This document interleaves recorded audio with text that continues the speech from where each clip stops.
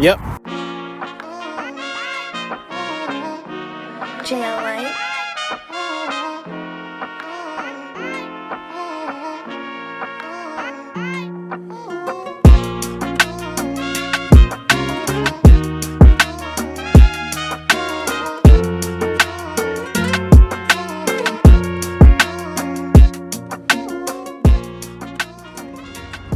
What does fighting mean to me? Fighting personally for me is my cure for life. Basically, it's my stress relief. It's for me to express myself 100% purely and not worried about anybody else in the world. It's my art form, you know. It's kind of like my dancing, my stress relief. It helped me through all the tough times of my life, especially when I was homeless and I lost everything a lot. My boxing career, honestly, I can't take anything from it. I had a great experience. I was able to go all over the world and learn and fight. So I'm not really like too upset about it. I wish I would have had more my flowers a little bit more, and I would have been respected a lot more, especially in the scene. There's a lot of corruption in boxing, but you know, it's in all sports. I understand I haven't been fighting boxing all my entire life, but I have been fighting. I've been studying martial arts since I was a little kid. It was always something I wanted to learn, but I never really had the money to do it. So yeah, that's how I feel about boxing. It's not a bad sport. It's a good sport where people can start really young, but when you get to the higher levels, the top of the top, if you don't have a background or people don't really know you, even if you go out and beat somebody's ass, you can still have a high probability of them robbing you. And that's just the sport of boxing, honestly.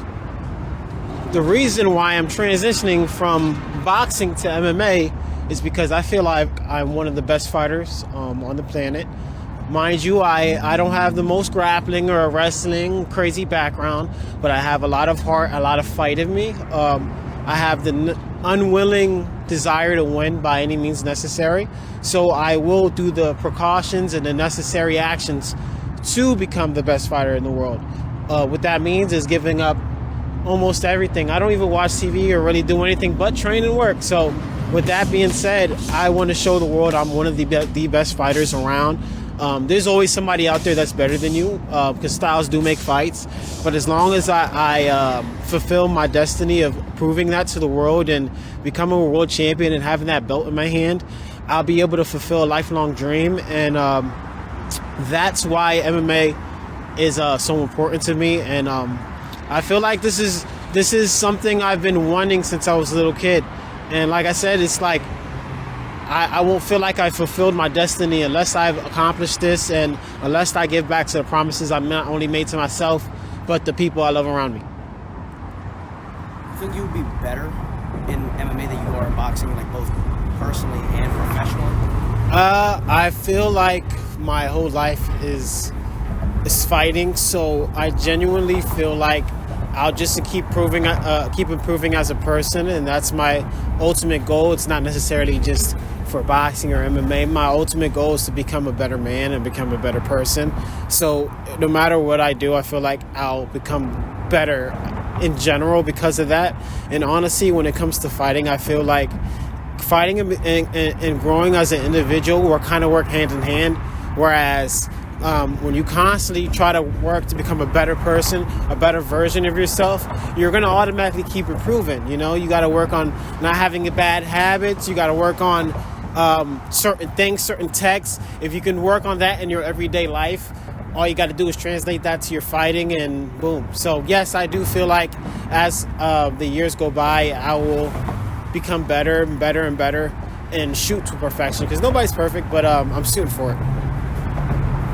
My MMA debut is to be announced because right now I'm really focusing on my wrestling, my jiu-jitsu, and just my all-around fighting. I don't want to go into the sport, even though I've seen some of the fights and I felt very confident. I don't want that confidence to stop me from growing. When I compete, I want to be at the pinnacle for my time, at the choice. But whenever my team and my officials and everybody is saying I'm ready, I personally feel like I can fight tomorrow. You know what I mean? So it doesn't really matter to me. It matters what my team think, the fans think.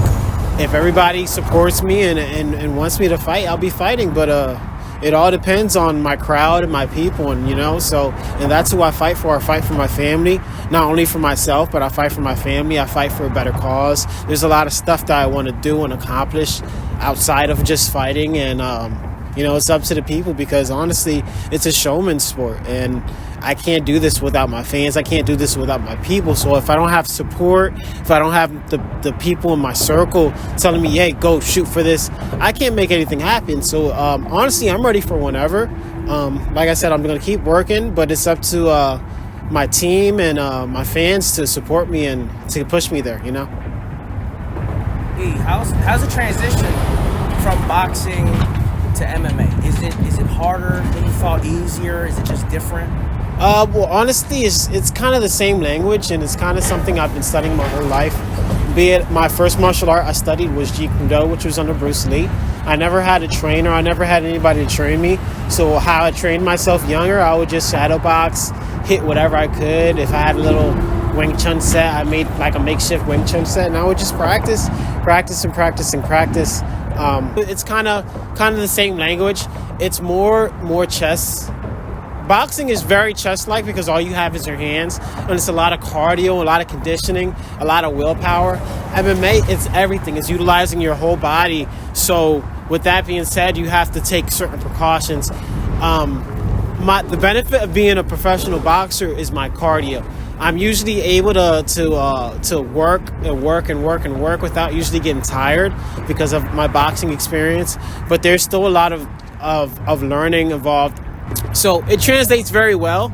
I have a lot of benefits, but there's a lot of bad habits I have to break off from boxing, because you can't block every punch the same way you would do in an MMA fight with boxing. So it translates very well, but there's a couple tweaks, yeah.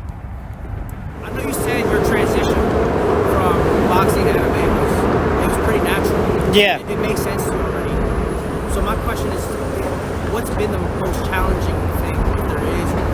Honestly, nothing is essentially really challenging for me. Honestly, it's just like solving puzzles. I was always good at solving puzzles and using my brain.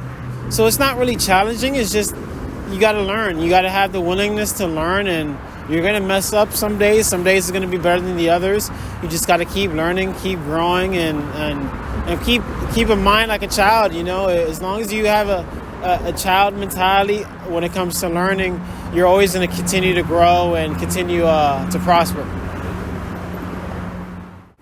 Me taking a step back from the boxing world is just a message to the boxing world. You got to fix your stuff a little bit. A lot of corruption in boxing. That's why it's not in the Olympics.